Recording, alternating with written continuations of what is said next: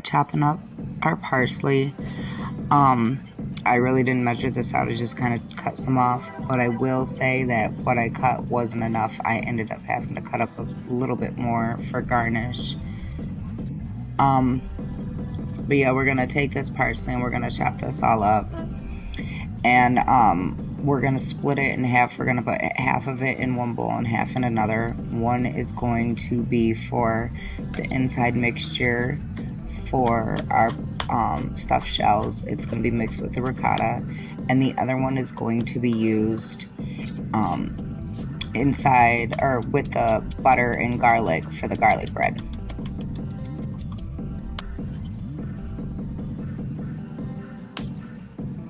Now it's time to start mashing up our garlic and getting this ready to go in for with the parsley for our garlic bread. I think I used like 6 or 7 cloves of garlic. I really just love garlic. If you don't want to you can do about half of this and it would still be enough. And then I used my Pamper Chef garlic press to do this. It's a lot easier than mincing up the garlic, plus it makes it smaller so that you don't end up with bigger chunks. I like using this, but you can mince it and dice it up yourself if you would like to. Plus, garlic is very sticky. I love having a garlic press because I love garlic, but I hate dealing with it. And then we're going to add 1 stick of butter into this. And we're going to just mix this all up and set this off to the side. You don't have to put this back in the fridge because you're going to want it soft and spreadable when we're ready to put this onto our bread.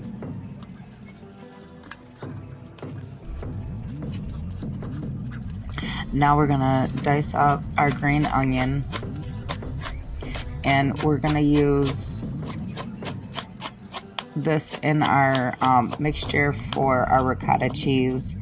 I kept a little bit of the top part of like where it was more green. I kept a little bit out of that for the garnish, but the majority of this is going to go in here to be mixed for our cheese mixture.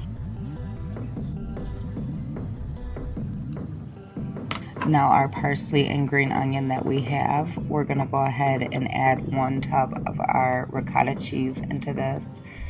I do believe it's 15 ounces of it. And we're going to mix this all up. And I did lose the video of it. We're going to also, once we cook our ground beef, we're also going to mix half of that into our ricotta mixture as well. Now it's time to start with our tomatoes. I already had fire roasted these and peeled the skins off of them. I used 4 tomatoes, 4 medium-sized tomatoes with this. We're going to also add a little bit of some parsley into here, about a teaspoon of salt, and about a half a tablespoon of garlic and herb.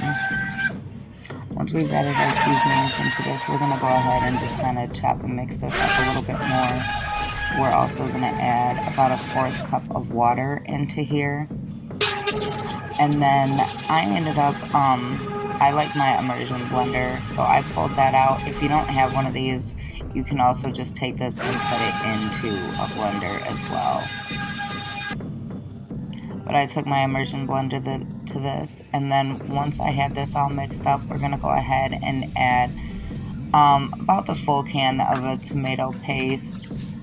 And then I add this in to thicken it and to also give it that deep red color. And then once this is heated through, we're going to go ahead and start working on cooking our meat. I did a 1/2 pound of ground beef and a 1/2 pound of ground pork sausage.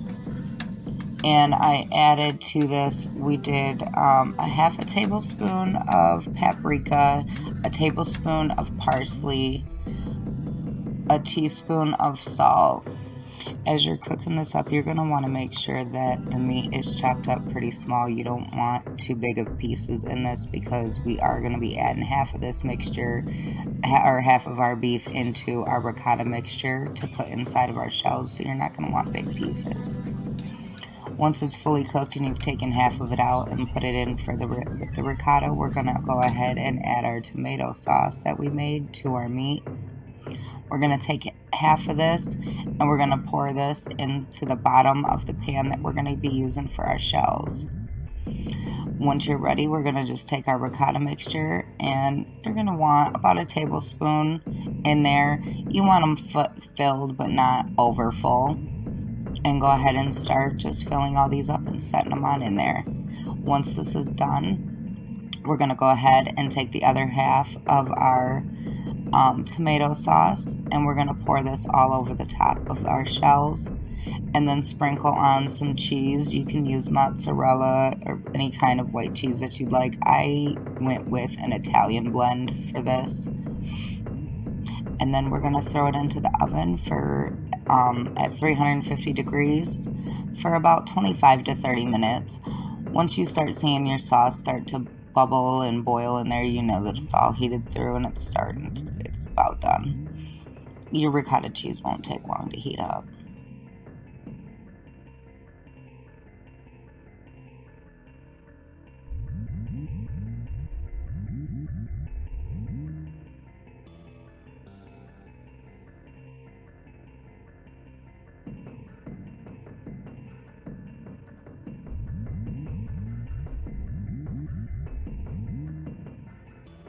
Once we go ahead and put that into the oven, we're going to start working on our garlic bread. I usually like to use a French loaf. I, however, couldn't find one, so I ended up going with some Italian sub buns, and I just pulled them in half and went ahead and put this on here. After we butter it up, we're going to top it with a little bit of the cheese that we used on top of our pasta.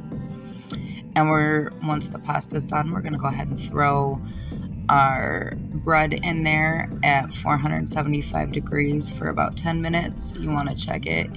I did get a little distracted doing some other stuff with the pasta, and I did let mine burn a little bit, but it wasn't too bad. So, but it was only burnt on the bottom. I hope you all enjoyed. Thank you so much for watching, and stay tuned for our next video coming up. I'm not quite sure what I'm going to be making next time, but one of these videos coming up here soon, I'm going to try my hand at making my own pasta. I've never made my own pasta before. All right, thanks for watching.